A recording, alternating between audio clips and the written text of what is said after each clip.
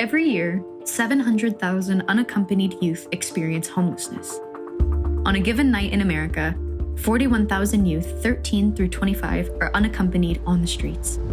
Homelessness often leads to a cycle of trauma, drug abuse, and mental illness. At a Share Our Truths rally, homeless and formerly homeless youth speak out for better housing policies and an end to youth homelessness in Boston. We want to say welcome to the Boston Youth Action Board coming to represent. We invite you all to come and share one of your truths. This is what makes me happy. Our young folks coming out, being real about what's going on in their lives, being real about how the system is set up for them to fail. How do we define homelessness? Let's start there.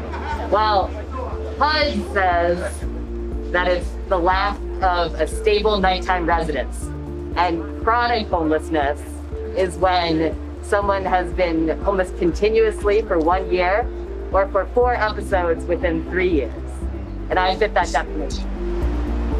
Homelessness is no joke. People think, oh, you're on drugs, you're an alcoholic, but I didn't become that until I became homeless. The world defines us by the struggle we go through instead of the person that we are and the person that overcame everything we went through. I had no problem doing whatever it takes and by any means necessary to make it to the next day. And I don't feel bad about it, I don't look back on it, and I don't hate myself for it. I went to jail, and something I said that stuck with me to this day is one of the wardens told me, "You're gonna be back here. I'm gonna see you again." And I've spent my entire life since I got out of jail to make sure that I don't go back. This is the first time in my life I'm taking care of my mental and my physical health. My family have disowned me. My father has disowned me. My own mother has disowned me. But at the end of the day, I'm the person who I am today. Brave, strong, a young Black woman. Still coming into the streets even though my life is at risk. That's my truth. There we go. There we go. Fergalicious. A 2020 study revealed that 1 in 4 homeless youth struggled with mental illness, which is compounded by the trauma of homelessness. Trauma-informed approaches are part of the way organizations like Youth on Fire address the needs of homeless youth to help them find stability and new possibilities. We are a drop-in center that serves youth ages 14 to 24 and youth who are experiencing homelessness and housing instability. Finding housing for our population is really hard, especially in an environment where there's not much housing opportunities. And they also experience a lot of discrimination for being people who are experiencing homelessness. And then on top of that, being youth and young adults. In Boston, more than 360 youth and young adults sleep on the streets or in shelters every night. In 2019, there were only 40 permanent housing units set aside for them. Since then, approximately 150 additional housing opportunities have been made available. So it's really trying to pull in all the resources that we know are out there, right? And really figure out how can we bring them together and support them in that wraparound transition to their housing. So as soon as we turn this in, we're gonna be able to start the housing search right away, which is the good part. I do know that they're probably gonna take about like a week or so to process it. If you've been in survival mode since you were 14, 15, 16, and now you're 23, there's a lot that, you probably didn't get, or you've learned things in a different environment, and now you're about to transition into a whole other environment of being housed. Awesome. Awesome? Yes, go Queen! You just can't put someone in a house and be like, all right, see you later, We talk to them about, how do you feel, right? Like you've been in a community for a long time where you've been with your people or you've been in these different places, but now you're about to have your own spot. Do you feel good about this? Do you feel like you might be isolated? Is this, triggering anything from your past or any traumas? I understand.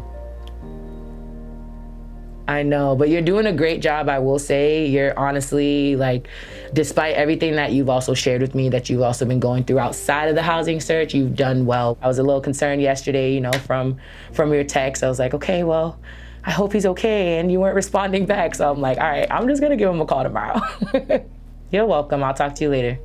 And it's also focusing on things like adverse childhood experiences, right? What did they go through when they were younger that is also affecting them now as young adults? How do we address that and how do we acknowledge that and affirm to them that we understand that you've gone through something like that, right?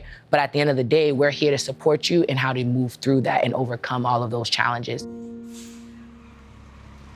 Making opportunities for homeless youth means not just finding shelter, but also building community and resources to feed their future. When we consider what came before homelessness and what comes after, a home is just the base from which to start.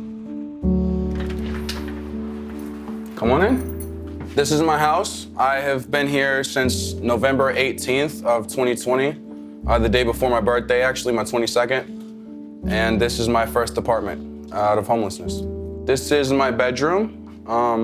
This is the room where I sleep at night. Not a whole lot in here, just laundry, shoes, and my bed and TV. And I like to keep all my hygiene products right next to my candle so they smell good, and everything that keeps me clean is by one another. This is my kitchen. As you can see, I was chefing it up for myself recently. And this is my guest room. My cat is in here somewhere. I don't know where she is. She likes to hide. She's a very shy cat. I have the bed set and made for if anyone comes over. I have friends who are homeless, so if they just want to not be on the streets, essentially, they can come here and they don't really have to leave the room. They can kind of seclude themselves if they want to. Like, that's an option. Because I feel like that's one thing, being homeless, I never really got to seclude myself from the world. It's weird living alone. It's not something I'm used to. I'm used to bunching up in groups for basic needs, for survival, for some place to like escape from like the mental torture of day-to-day life being homeless.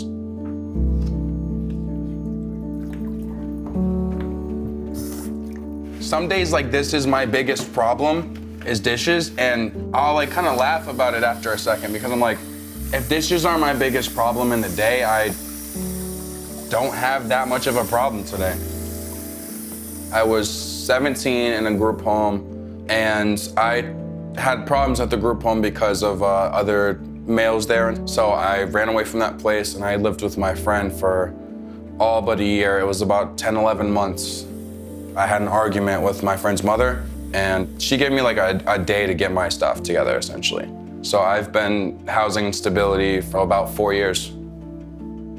3.5, 4 years, yeah. Please tell me these are the vegetables from last night. Yes, they are. And also a microwave.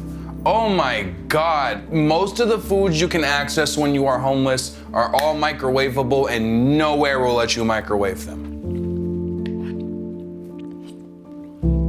I picked up court cases due to being homeless, dealing with police harassment. I've been tased, I've been pepper sprayed.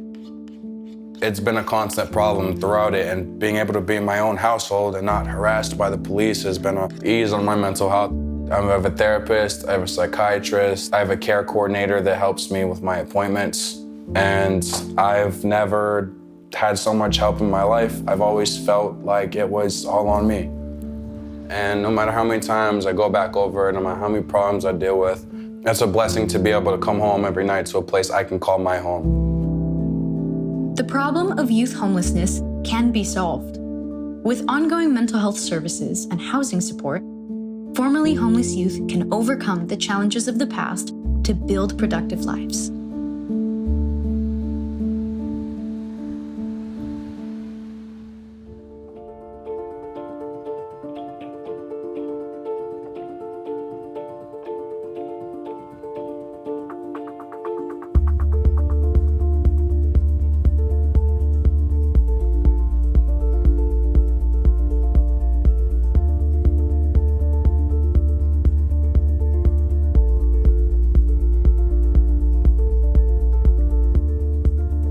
Support provided by Liberty Mutual Insurance, committed to better mental wellness to help all of us embrace today and pursue tomorrow.